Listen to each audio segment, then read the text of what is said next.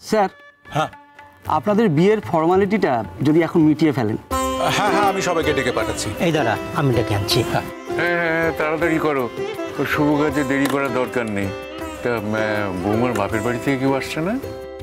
হ্যাঁ, এতক্ষণে তো এসে যাওয়া উচিত। আমি বুঝতে পারছি না কেন আসছে। বাবা, হ্যাঁ, এই যে দীপু এসেছে। এই তো একটু এদিকে এসো না।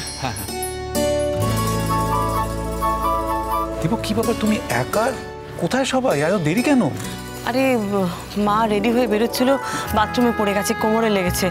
দীপু বলছে ওষুধ টষুধ লাগিয়েছে, তো বউ ছেলে ওরা ওই জন্য বাড়িতে রয়ে গেছে, আসতে পারেনি। তুমি ফোন করেছো মাকে? না, এখন করিনি, ভাবছি একটু মানে এসব মিটে যাক, তারপরে শান্ত মনে বসে ফোন করবো মাকে। দীপু, তুমি ডাক্তার দেখিয়েছো? হ্যাঁ, ওই পাড়ার ডাক্তার লোকাল যিনি আমাদের হাউস ফিজিশিয়ান, ওনাকে দেখিয়েছি। এক্সরে? হাড়টা কোনো ক্র্যাক করে না, সেরকম সিরিয়াস কিছু উনি তো বললেন না, বললেন কাল সকালে এক্সরে করলেও হবে। আমি তাড়াহুড়োয় ছিলাম, কাল সকালে আমি এক্সরে করিয়ে নেবো। হ্যাঁ, এক্সরেটা করলে পরে তুমি নিশ্চিন্ত হতে পারবে। আসলে মায়ের হাঁটুতে অনেক দিনই সমস্যা, ব্যথা ট্যাথা আছে, তার মধ্যে পড়ে গিয়ে বিকট ফুলে খুব দুঃখ পাচ্ছে জানো। আজকে আসার খুব ইচ্ছে ছিল, খুব মিস করলাম। আরে আমরাও খুব মিস করছি জানো তো, আমার খুব ইচ্ছে ছিল ওনার আশীর্বাদটা নেবার। দেখ, কাল পরশু না হয় একবার ঘুরে আসবো আমরা। তোমার সে তো তোমাকে যেতেই হবে, আমাদের ইচ্ছে করো না যে তুমি আমাদের বাড়ি একবার যাবে? আরে তুমি বুঝলে না কি করে কৌশল করে আমি নিজেকে নিজে নেমন্তন্ন করে ফেললাম। কেন বলো তো? তার কারণ হচ্ছে আমি ওর মুখে শুনেছি যে তোমার মা নাকি দুর্ধর্ষ রান্না করে।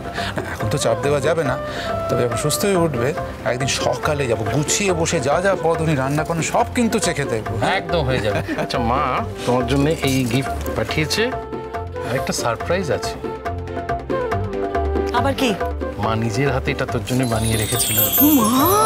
মা খুব ভালো পারে জানো তো এগুলো করতে, দেখো। এটা তোমার জন্য। এই দিদি, আমি তো দিকটা আছি।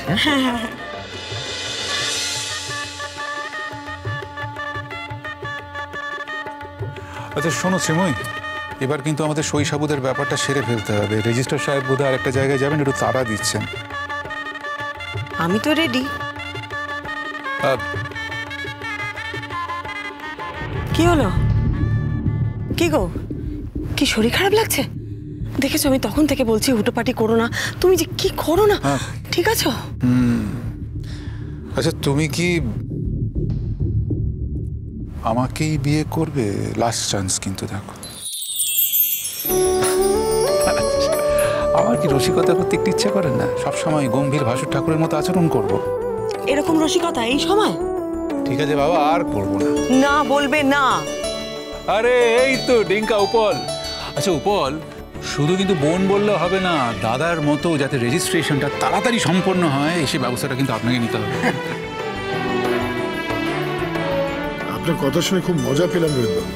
নর্মালি কি হয়, মেয়ের বাপের বাড়ির লোকেরা তাড়া দেয়, এখানে দেখছি আমার জামাইবাবু তাড়া দিচ্ছে। কারণ আছে, যদি লাস্ট মোমেন্টে মাইন্ড চেঞ্জ করে।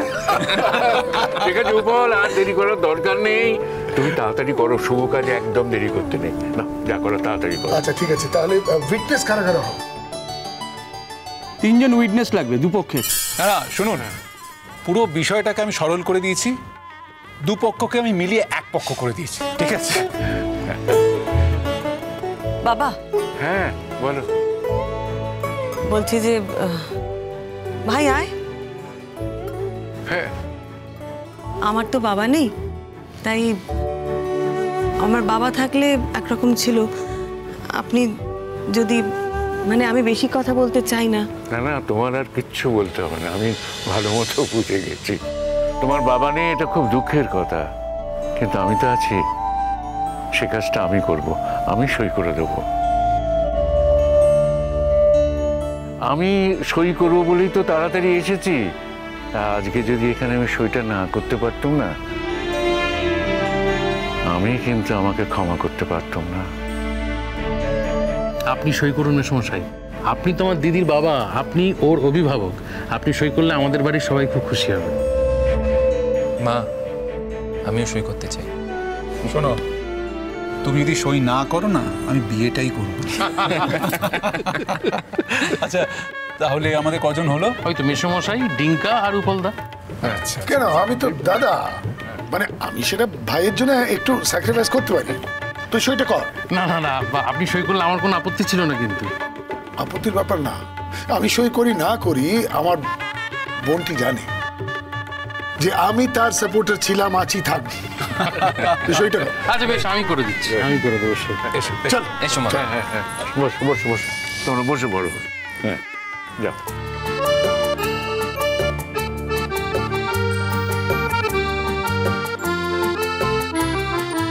তাহলে রোহিত, হ্যাঁ। কোথাকার জল আলটিমেটলি কোথায় গড়ালো? কোথায় গড়ালো? দেখে যা মনে হচ্ছে গঙ্গা নদীর জল একেবারে প্রশান্ত মহাসাগরে গিয়ে মিশলো। হ্যাঁ, তুই তো পুলিশ, একদম লাস্ট। রোহিতদা, রোহিতদা, বলছি একটা সমস্যা হয়েছে। কি? বলছি তোমার পক্ষে তো কেউ রইলো না, সবাই তো দিদির পক্ষে। না না না না, চন্দ্রপক্ষ শুক্লপক্ষ সব এক পক্ষ করে দিয়েছি। আচ্ছা তুমি আমার হয়ে সই করে দেবে, ঠিক আছে? আমি তাহলে রোহিতদার হয়ে সইটা করছি। কাগজপত্র দিন। স্যার আপনি আগে সইটা করুন। হ্যাঁ ঠিক আছে ঠিক আছে, আমি করছি। হ্যাঁ এইখানে করবো তো।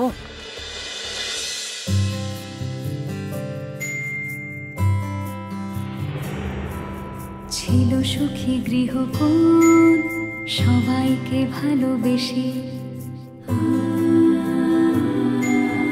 রোজ নাম চায় তো এনে, তুমি করো না, তুই কর না। মুচকি হাসে,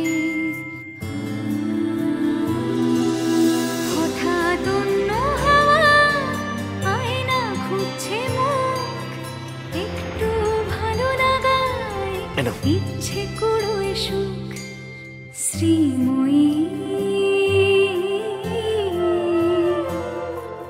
শ্রীময়ী। রোহিতদাই না,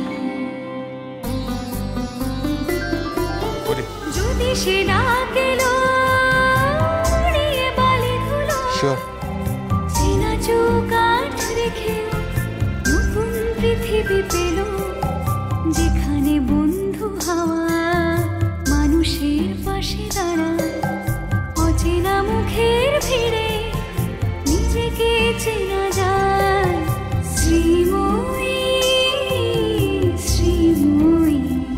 দাদা,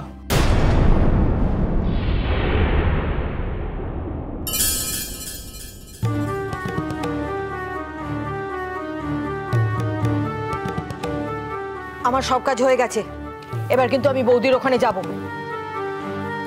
কি ব্যাপার বলো তো, সমানে আমাকে বলছো এটা কর ওটা কর, তুমি কি ইচ্ছা করে বৌদির ওখানে যেতে দেবে না বলে আমায় আটকাচ্ছ?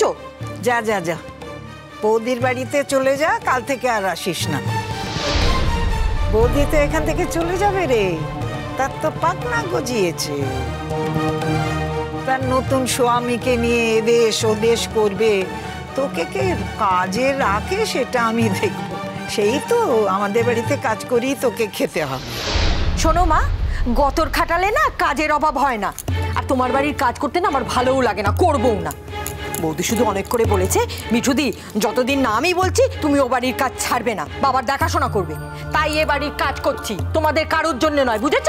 খবরদার বলে দিচ্ছি, এ বাড়িতে যার নাম নেওয়া হোক ওর নাম যেন উচ্চারণ না হয়।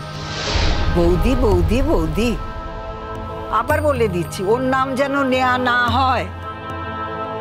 এই বুড়ো বয়সে যে বিয়ে করতে পারে, যার লজ্জা নেই ঘেন্না নেই, বিয়ের অনুষ্ঠান করতে পারে, তার কথা আমি শুনতে চাই না। বেশ করেছে বৌদি, যা করেছে না খুব ভালো কাজ করেছে। বৌদিও দেখিয়ে দিল বৌদির সাহস আছে, শুধু শুধু পড়ে পড়ে মার খাবে কেন গো? হ্যাঁ, বৌদির নিজের জীবনে সুখী হবার অধিকার নেই? আর শোনো, তোমার এত গায়ে জ্বালা ধরছে কেন? ও বৌদি তো তোমার হাতের পাঁচ ছিল, সেই হাতের পাঁচ তোমার হাতের বাইরে চলে গেল, তাই তোমার গায়ে জ্বালা ধরছে না? শোনো মা, বৌদির সঙ্গে না তোমার ছেলের ডিভোর্স হয়ে গেছে, তাই বৌদি তোমার কেউ হয় না, আর তুমিও বৌদির কেউ হও না। পৃথিবীতে হাজারটা লোক হাজার কাজ করছে, কই তাদের নিয়ে তো আলোচনা করো না, শুধুমাত্র আমার বৌদিকে নিয়ে কেন আলোচনা করছো বলো দিকে নি? এই চুপ কর দেখে নে, বড্ড মুখ হয়েছে তোর। আমি তো দেখছি আমার থেকে তোমার মুখ বেশি হয়েছে। ওই মেয়ের বাড়ি থেকে যখন ফিরলে গলা থেকে তো শর্টটি বেরোতো না, একবারই চি চি করতে। আমার বৌদি খাইয়ে পরিয়ে যত্ন করে ঠিক করলো, এখন খুব গলার জোর বেড়েছে না তোমার? এই তুই কার খাস রে, কার পরিস রে, যে তুই আমার সঙ্গে এভাবে কথা বলছিস? তোর লজ্জা করছে না? ছেলেটার মুখের দিকে তাকিয়ে দেখেছিস? ঘর থেকে বেরোচ্ছে না পর্যন্ত, দরজা বন্ধ করে রয়েছে। ছেলে মেয়েগুলো হচ্ছে নচ্ছার, ঠিক ল্যাং ল্যাং করতে করতে গিয়ে রোহিত সেনের কাছে চলে গেছে যোগাযোগ রাখতে। দিঠিটা অবশ্য যেতে চায়নি, তাকে বাধ্য করেছে ওই ছোটু। এমন একটা হাড়হাবাদি ছেলে না। শোনো মা, ওই রোহিত দাদাবাবুর কাছে না তোমাদের মাথা নোয়াতেই হবে। রোহিত দাদাবাবু ছাড়া তো তোমাদের কারো চলেই না। আর আজকে আমি বলে দিলাম, তোমাকে ওই রোহিত সেনের কাছে গিয়ে দাঁড়াতে হবে, তখন বুঝতে পারবে। শিউলি